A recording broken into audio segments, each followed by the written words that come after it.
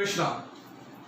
आज का वीडियो है बहुत इंपॉर्टेंट टॉपिक के ऊपर, क्योंकि बहुत सारे स्टूडेंट्स की बहुत सारी कॉल्स हमारे पास डेली आ रही है और ये बहुत हाई डिमांड के ऊपर ये वीडियो बन रहा है कि लोगों का एक ही सवाल आ रहा है बार बार कि अब हम पढ़ने के लिए इन नेक्स्ट इंटेक्स के अंदर कम से कम अगले 4-5 साल तक हम यूके पढ़ने जाएं कि हम कनाडा पढ़ने जाएं। तो आज मैं आपके साथ क्लियर करूंगा कि यूके और कनाडा के अंदर एक कंपैरिजन चार्ट तैयार करा है यहाँ पर। तो आज हम इस चार्ट को समझेंगे जिससे कि आपको ये आइडिया हो जाएगा कि यूके बेटर है आपके लिए कि कनाडा बेटर है आपके लिए। हमारी कंपनी वीमार्स करियर कंसल्टेंट्स प्राइवेट लिमिटेड, हम लोग यूके का स्टूडेंट वीजा भी करते हैं, हम लोग कनाडा का स्टूडेंट वीजा भी करते हैं। हमारी कंपनी दोनों कंट्रीज के लिए बहुत स्ट्रांगली स्टूडेंट वीजा करती है। तो हमारी रिकमेंडेशन दोनों कंट्रीज के लिए है। ये आपने डिसाइड करना है इस कंपैरिजन को समझने के बाद कि आपके लिए क्या बेटर है। तो अगर मैं पहला कंपैरिजन बोलूं यूके और कनाडा के बीच में, जो पहला है वो है यूनिवर्सिटी रैंकिंग। अब यूनिवर्सिटी रैंकिंग के अंदर मैं सिर्फ 2 ही यूनिवर्सिटी बताता हूं। यूके की है university of Oxford. University of Oxford world ranking के हिसाब से नंबर 1 पे आती है। सेकंड है यूनिवर्सिटी ऑफ कैम्ब्रिज, जो वर्ल्ड रैंकिंग में 3rd नंबर पे आती है। अब अगर यही बात मैं कनाडा के लिए करूं अभी, तो यूनिवर्सिटी ऑफ टोरंटो जो कनाडा की सबसे फेमस है, वो वर्ल्ड रैंकिंग में आज की डेट में आ रही है 18 नंबर के ऊपर। और यूनिवर्सिटी ऑफ ब्रिटिश कोलंबिया देखूं तो वो वर्ल्ड रैंकिंग में आती है 51 नंबर पे। तो रैंकिंग के अंदर यूके बहुत हाई रैंक यूनिवर्सिटीज आपको यूके के अंदर मिलेंगी। सेकेंड आइल्स। अब अगर मैं आइल्स की बात करूं तो यूके के अंदर आपका विद या विदाउट आइल्स भी पॉसिबल है। पर अगर मैं आपको यूके वीआई की गाइडलाइंस बताऊं तो as per UK VI guidelines 12th पास बच्चे को आइल्स करना मैंडेटरी है, अनटिल अनलेस आपके इंग्लिश के अंदर 80% या 75% से ज्यादा स्कोर आया हुआ है तो। अदरवाइज 12th पास बच्चे को आइल्स करनी चाहिए। जो ग्रेजुएट हो चुके होते हैं, जो मास्टर्स प्रोग्राम में जाते हैं, उनका एमओआई के बेस के ऊपर भी हो जाता है। तो यूके विद या विदाउट आइल्स ले लेता है। बट अगर हम कनाडा बोलें तो कनाडा में आइल्स मैंडेटरी है। थोड़े बहुत प्रोग्राम विदाउट आइल्स होते हैं, पर ना तो हम उसको रिकमेंड करते हैं और ना ही हम वो करते हैं, क्योंकि उसके अंदर वीजा रेशियोज या वीजा ना के बराबर आते हैं। तो कनाडा जाना है तो हाईली रिकमेंड कि IELTS is mandatory. Third, gap. UK के अंदर आपका 10 साल तक का गैप एक्सेप्टेबल है।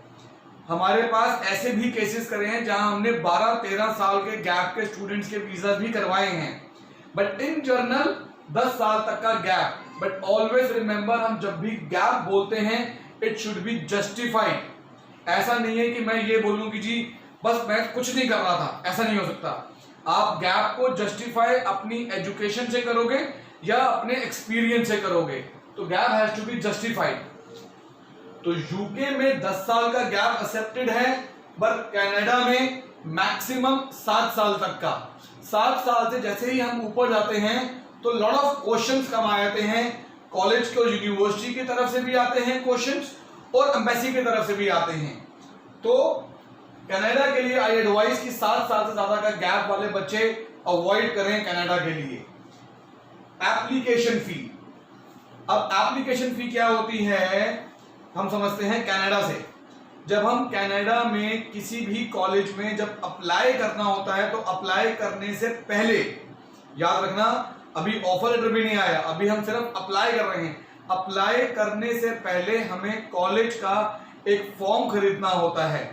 वो जो फॉर्म होता है उसको बोलते हैं application fee. In general Canada के कॉलेजेस और यूनिवर्सिटीज एक अराउंड बता रहा हूं एवरेज $100 एप्लीकेशन फी चार्ज करते हैं। कुछ कॉलेजेस 90-95 भी करते हैं और कुछ कॉलेजेस 110-120 भी करते हैं। तो average out $100 application fee Canada में ऑलमोस्ट सब में एप्लीकेबल है। हाँ, 10-20% ऐसे भी कॉलेजेस और यूनिवर्सिटीज हैं जहां पर ये फ्री है, बट इन जनरल लगता है। वही यूके के अंदर 100% फ्री, आपका कोई एप्लीकेशन चार्ज नहीं लगता। आप अप्लाई करेंगे और फ्री में आपको ऑफर लेटर मिल जाएगा। ऑफर लेटर मिलने के बाद फिर खर्चा होता है आपका। फिर खर्चा क्या होता है आपका? फिर खर्चा होता है ट्यूशन फी का। तो let's compare the tuition fee between a UK and a Canada. अब यहां पर एक चीज ध्यान से समझिएगा, यूके के अंदर सारी की सारी यूनिवर्सिटीज ही हैं, यूके में कॉलेजेस नहीं हैं। जितना भी स्टूडेंट इंटरनेशनल एजुकेशन के लिए जा रहा है, फर्दर हायर एजुकेशन के लिए जाता है, वो यूनिवर्सिटीज में जाता है। ध्यान से हमारा समझना मेरे इस वर्ड को। पर यही जब मैं कनाडा में आता हूं तो कनाडा के अंदर यूनिवर्सिटीज भी हैं और कॉलेजेस भी हैं, इंस्टीट्यूट्स भी हैं। कॉलेज, इंस्टीट्यूट्स और यूनिवर्सिटीज सब मिक्स हैं कनाडा के अंदर। कनाडा गवर्नमेंट की ओर से एक सिस्टम है DLI number, designated learning number. ये जो DLI नंबर है, जिन जिन के पास ये DLI नंबर होता है वही इंस्टीट्यूट, कॉलेज या यूनिवर्सिटीज इंटरनेशनल स्टूडेंट्स को ला सकती हैं पढ़ने के लिए फॉर हायर एजुकेशन। तो अभी यहाँ पे जो हमने फीस लिखी हुई है, ये फीस मैंने इंस्टीट्यूट और कॉलेज के बेस के लिखी है। यूनिवर्सिटीज के अंदर यही फीस ज्यादा हो जाती है। तो मैं अभी आपको कंपेयर कर रहा हूं, अगर मैं यूनिवर्सिटी टू यूनिवर्सिटी कंपेयर करूंगा तो कनाडा बहुत महंगा हो जाएगा। पर ऑलमोस्ट 80 to 85% बच्चा कनाडा के अंदर कॉलेजेस या इंस्टीट्यूट्स में ही जाता है। तो यूके की जो ट्यूशन फी है इसको मैंने रुपीज में, INR में कन्वर्ट करा हुआ है, पर यूके में जो फी जाती है वो जाती है पौंड में। तो जो मैंने कन्वर्ट करा है इंडियन रुपीज में, तो ये 7,50,000 से शुरू होकर 15 लाख पर ईयर फीस है आपकी, एक साल के कोर्स की फीस। अगर आपका कोर्स 3 साल का है, 2 साल का है, तो ये मल्टीप्लाई 2 मल्टीप्लाई 3 हो जाएगा। But generally second year, third year में फीस थोड़ी कम होती है। कनाडा के अंदर यही फीस आपकी पड़ती है 5,50,000 से लेकर 16,50,000 तक। तो फीस दोनों की ऑलमोस्ट सेम पड़ती है। ट्यूशन फी के अंदर बड़ा इंपॉर्टेंट चीज आती है स्कॉलरशिप्स। स्कॉलरशिप में हमने क्लियर लिखा हुआ है यूके में भी सेम और कनाडा में भी सेम। दोनों कंट्रीज स्कॉलरशिप के अंदर दिल खोल कर देती हैं। कनाडा के अंदर भी उनके स्टेट वाइज भी है, प्रोविंस वाइज भी है, गवर्नमेंट वाइज भी है, institute, college wise, university wise बहुत सारी हैं। ऐसे ही यूके के अंदर भी बहुत सारी स्कॉलरशिप्स हैं। तो स्कॉलरशिप दोनों के अंदर ऑलमोस्ट सेम मिलती है। आपको स्कॉलरशिप ये मान के चल लें कि 20-25 हजार रुपए INR बोलूं से लेकर 1 लाख रुपए तक की आपको आराम से स्कॉलरशिप दोनों कंट्रीज में मिल सकती हैं, प्रोवाइडेड आप वो स्कॉलरशिप के मेरिट्स को पूरा करते हैं। नेक्स्ट पॉइंट, इनका जो कोर्स ड्यूरेशन है। अब कोर्स ड्यूरेशन के अंदर क्या है कि कनाडा और यूके के अंदर थोड़ा सा फर्क है।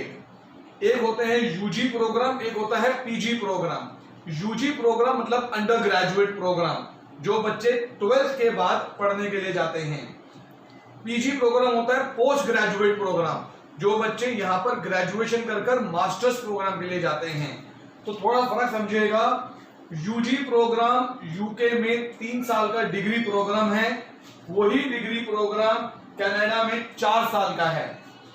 पीजी प्रोग्राम यूके के अंदर 1 से 2 साल के हैं, डिप्लोमा और मास्टर्स प्रोग्राम।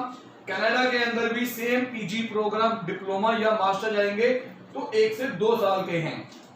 तो ये अभी हम कंपैरिजन कर रहे हैं यूके और कनाडा के बीच के अंदर। So will continue the next step now. Course duration के बाद फिर अगला पॉइंट हमारा आता है ऑफर लेटर, कि हमारे पास ऑफर लेटर कितनी जल्दी आएगा कॉलेज से जब हम अप्लाई कर देते हैं। एक बारी हमको प्रोसेस समझ आ गया, एप्लीकेशन समझ आ गया, कोर्स का हमने पूरा डिटेल्स ले ली है, तो अब ऑफर लेटर कितनी देर में आएगा? यूके के ऑफर लेटर्स 3 दिन से लेकर 15 दिन के अंदर आ जाते हैं, उससे ज्यादा टाइम नहीं लगता।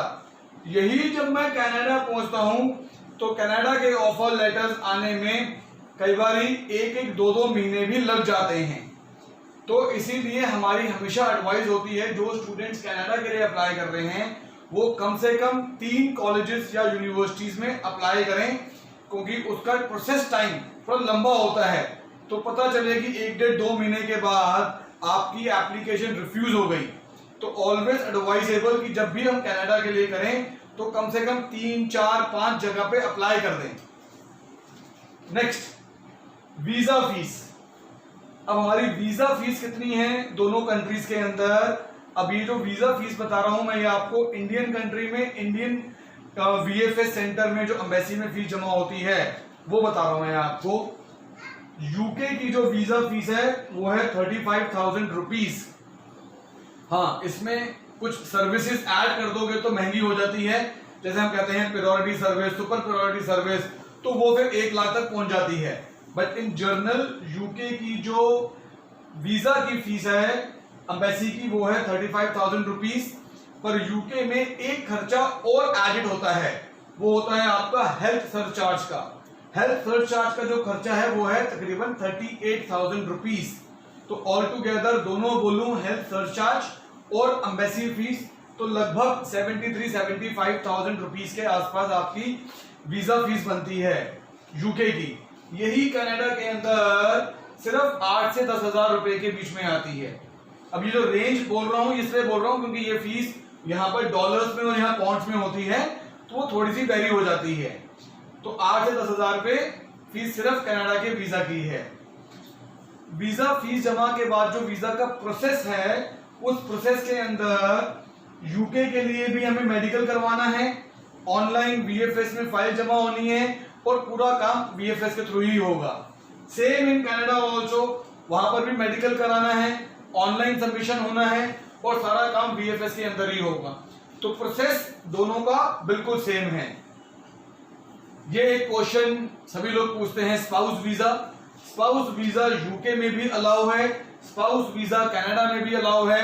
यहां पर मैं एक पॉइंट बहुत क्लियर कर दूं, क्योंकि बहुत सारे सवाल स्पाउस वीजा पे अक्सर आते हैं।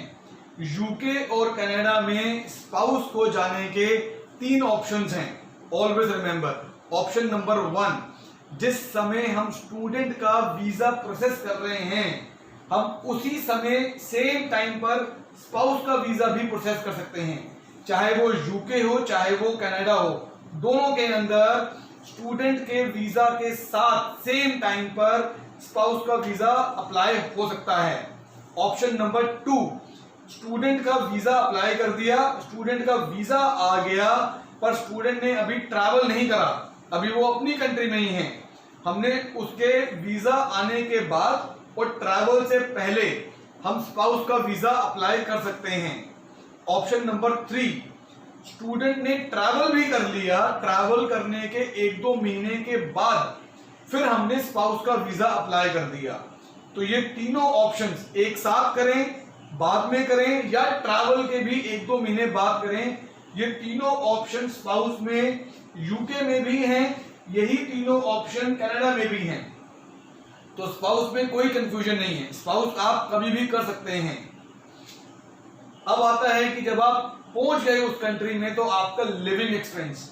अभी जो लिविंग एक्सपेंस समझा रहा हूं ये समझना, ये वो पैसा बता रहा हूं जो आपको इंडिया के अंदर शो करना है अपने अकाउंट में, या अगर हम कनाडा की बात करेंगे तो कनाडा के लिए आपका खुलता है जीआईसी अकाउंट। तो इंडिया में जब हमने लिविंग एक्सपेंस शो करना है तो ये मैं आपको एवरेज बता रहा हूं, 10 लाख रुपए आपको अपने अकाउंट में शो करने हैं। या तो ये स्टूडेंट के अकाउंट में शो होंगे या पेरेंट्स के अकाउंट में शो होंगे। ये एवरेज है, इसमें इनर लंदन का अलग एक्सपेंस है, आउटर लंदन का अलग है, पर मैंने अभी कंपैरिजन कर रहा हूं तो एक एवरेज अमाउंट लिख दिया है 10 लाख रुपए। यही कनाडा के अंदर जाते हैं तो कनाडा के अंदर आपका जीआईसी अकाउंट खुलता है। जीआईसी के अंदर 10,000 कैनेडियन डॉलर जमा होते हैं, which is equal to average 5.5 lakh रुपए ये आपका खर्चा आता है जो आपको यहाँ पर शो करना है। नेक्स्ट आता है पार्ट टाइम जॉब। इसमें थोड़ा सा एक डिफरेंस है, वो समझिएगा ध्यान से। यूके के अंदर part time job 20 hours in a week, आपका जब टर्म चल रहा है, जब आपकी एजुकेशन चल रही है, उस समय पर आप 20 आवर्स पर वीक कर सकते हैं। पर जब वेकेशन होती है तो आप फुल टाइम जॉब कर सकते हैं। यही कनाडा के अंदर भी 20 hours in a duration of your studies है, लेकिन जब वेकेशन आती है तो कनाडा में फुल टाइम नहीं 40 आवर्स पर वीक अलाउ है। तो यहां पर कनाडा में 40 आवर्स इन अ वेकेशन है और यूके में फुल टाइम है। नेक्स्ट है PSW, post study work visa. इसको भी समझते हैं। ये भी कई एजेंट्स थोड़े से कंफ्यूज हैं चीज को लेकर भी। As per Canadian government law आज की डेट में जो कहता है कि कनाडा में आप 1 साल का कोर्स के लिए जा रहे हैं, 2 साल के कोर्स के लिए जा रहे हैं या 3 साल के कोर्स के लिए जा रहे हैं, किसी भी कोर्स में जाएंगे आपको PSW 2 साल का ही मिलेगा। 1 साल का कोर्स होगा तो 1 year course plus 2 years PSW। 2 साल का कोर्स होगा तो 2 साल की एजुकेशन प्लस 2 साल का PSW। 3 साल के कोर्स के लिए जाएंगे तो 3 साल की एजुकेशन प्लस 2 साल का PSW। यही हम समझते हैं कनाडा के अंदर। कनाडा में थोड़ा सा डिफरेंट है, ये ध्यान से समझना। कनाडा के अंदर अगर आप 1 साल के कोर्स के लिए जाते हैं तो आपको 1 साल का PSW मिलता है। पर जैसे ही आप कनाडा में कम से कम 2 साल के कोर्स के लिए जाते हैं तो आपको 3 साल का PSW मिलता है। इसीलिए कनाडा के ऑलमोस्ट 100% बच्चे हमेशा 2 साल या उससे ज्यादा का कोर्स चूज करते हैं, जिससे कि वहां पर उनको 3 साल का PSW मिल जाए। PSW is post study work visa. Last not the least, the last point is PR। हम सब जानते हैं कि 99% हर स्टूडेंट का एक ही पर्पस होता है कि मैं उस कंट्री में जाऊं, एजुकेशन लूं, वर्क करूं, एक्सपीरियंस लूं और वहां पर PR ले लूं। PR का प्रोसेस कनाडा और यूके दोनों के अंदर पॉइंट बेस है। कनाडा के अंदर पॉइंट बेस बहुत समय से चल रहा है। यूके ने पॉइंट बेस अभी लॉन्च करा है, 2021 से शुरू हो रहा है। तो कनाडा का जो पॉइंट बेस है, अगर आप कनाडा में लीगली 5 साल रह लेते हो इंक्लूडिंग योर एजुकेशन, जैसे मैंने बताया कि 2 साल की पढ़ाई करी और 3 साल का PSW हुआ, 5 साल हो गए, you are eligible to apply your PR and you will easily get your PR also. यही हम यूके की बात करें, यूके के अंदर PR पहले डिफिकल्ट था, अभी पॉइंट बेस्ड सिस्टम आ गया है। तो उस पॉइंट बेस्ड सिस्टम के हिसाब से हमारा एक वीडियो बना भी हुआ है यूके पॉइंट बेस्ड सिस्टम को लेकर। आप उस वीडियो में उसके पॉइंट बेस की पूरी डिटेल समझ सकते हैं। तो अगर आप पॉइंट बेस्ड सिस्टम पे आते हैं तो यूके में जल्दी PR आ जाती है। बट एवरेज आउट अगर मैं आपको बताऊं, अभी तक यूके के अंदर PR आने में अंदाजन 10 साल लग जाते हैं। तो आपको 10 साल लीगली वहां रहना होता है। So this is the a basic comparison between a UK education and a Canada education कि हम किस कंट्री में जाएं। तो मैंने पहले ही कहा था वीडियो के शुरू में कि हम लोग दोनों कंट्रीज को बहुत स्ट्रांगली करते हैं। वहाँ के कॉलेजेस, यूनिवर्सिटीज, इंस्टीट्यूट्स को हम रिप्रेजेंट करते हैं। तो हमारी रिकमेंडेशन तो दोनों के लिए ही होगी। आपने डिसाइड करना है कि आपके लिए यूके बेटर है कि कनाडा बेटर है। हमें आप जिसमें बताएंगे we can process your file in that also. Definitely yes, हमारे एक्सपर्ट, हमारे काउंसलर्स, हमारे कंसल्टेंट्स आपके साथ डिस्कस करेंगे, आपके प्रोफाइल को समझेंगे, हम भी आपको गाइड करेंगे, आपकी भी हम सुनेंगे। So it's a mutual understanding के ऊपर ही we will process your case. अगर आप चाहते हैं कि आपका स्टूडेंट वीजा हमारे थ्रू अप्लाई करा जाए तो आप हमारे डिस्क्रिप्शन बॉक्स में दिए गए ऑफिस में कॉल करें, वहां मीटिंग करें और अपना प्रोसेस शुरू करा दें। हमारे ऑफिसेस दुबई, हैदराबाद, सिरसा, कुरुक्षेत्र और हेड ऑफिस हमारा नोएडा में है। मैं अमन Shukla, I am the CEO of the company. Thank you so much. Hare Krishna.